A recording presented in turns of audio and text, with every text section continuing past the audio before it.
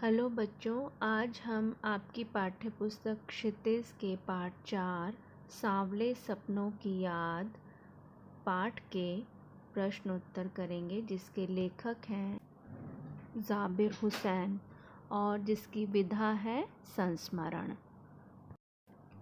आपकी पाठ्यपुस्तक का पहला प्रश्न है, किस घटना ने सालिम अली के जीवन की दिशा को बदल दिया?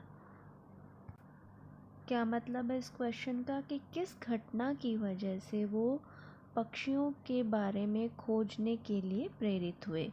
उत्तर, बचपन में सालिम अली की एयर गन से एक नीलेकंठ की गौरैया के घायल हो जाने की घटना ने उनके जीवन की दिशा को बदल दिया और उन्हें पक्षी प्रेमी बना दिया। प्रश्न 2 है, सालिम अली ने पूर्व प्रधानमंत्री के सामने पर्यावरण से संबंधित किन संभावित खतरों का चित्र खींचा होगा कि जिससे उनकी आंखें नम हो गईं? संभावित का मतलब जिसकी संभावना है, मतलब जो हो सकता है। उत्तर, सालिम अली ने पूर्व प्रधानमंत्री चौधरी चरण सिंह के सामने केरल की साइलेंट वैली को रेगिस्तानी हवाओं से होने वाले खतरों से अवगत करवाया। चौधरी चरण सिंह ज़मीन से जुड़े नेता थे।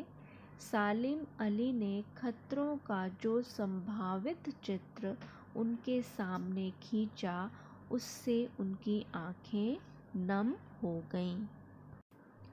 आपका प्रश्न 3 है, आशय स्पष्ट कीजिए।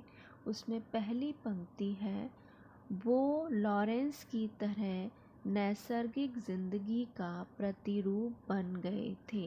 प्रतिरूप मतलब किसी का रूप हो जाना, उसी का रूप हो जाना। मतलब जैसे हम शीशे में अपना प्रतिरूप देखते हैं, वो हमारा ही रूप होता है।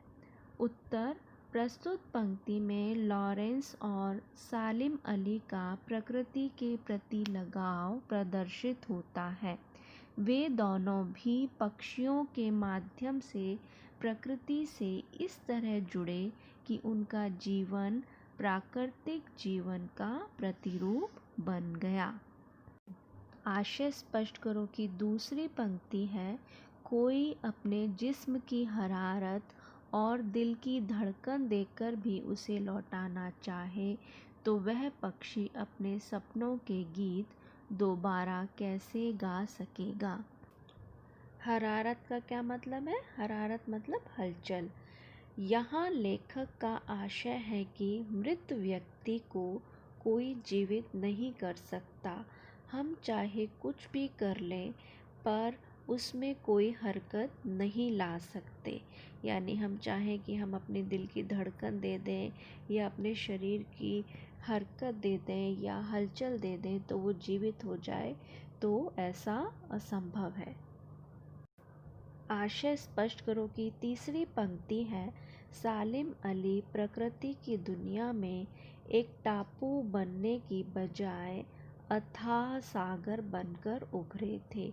अब टापू का क्या मतलब है? टापू हम आइलैंड को बोलते हैं जो पानी से घिरा होता है, यानी उसकी एक सीमित सीमा होती है। लेकिन समुद्र अथाह होता है, मतलब उसकी कोई सीमा नहीं होती है।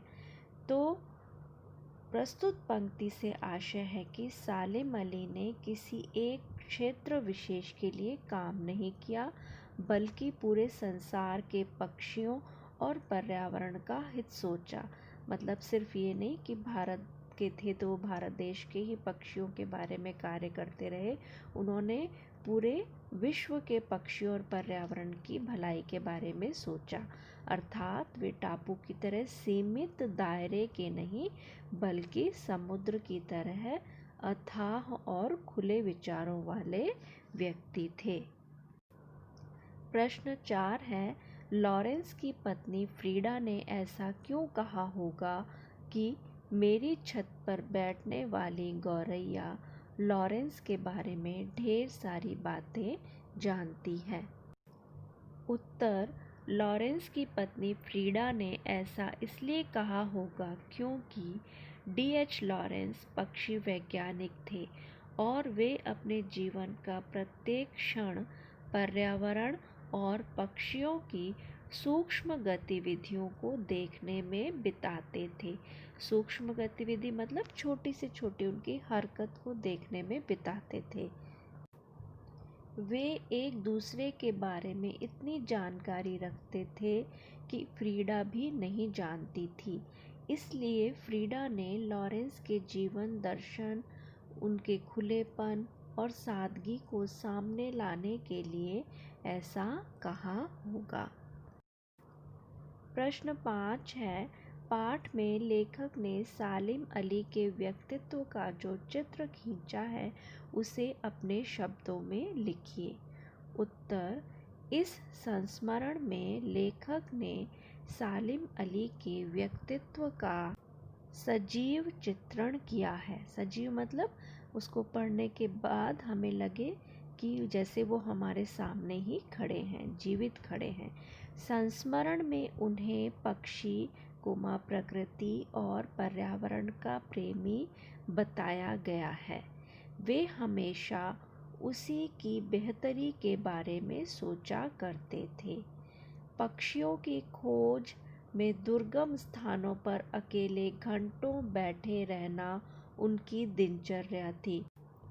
दुर्गम मतलब जहाँ पर जाना कठिन होता है, ऐसे स्थान जहाँ जाना कठिन है, तो वो उनकी क्या थी, दिनचर्या थी, डेली का रूटीन था। जीवन के अंतिम क्षणों तक वे पक्षियों की तलाश और उनकी हिफाजत के लिए समर्पित रहे। प्रश्न 6, सांवले सपनों की याद शीर्षक की सार्थकता पर टिप्पणी कीजिए। सार्थकता मतलब क्या वो अर्थ के साथ है, क्या वो उचित है।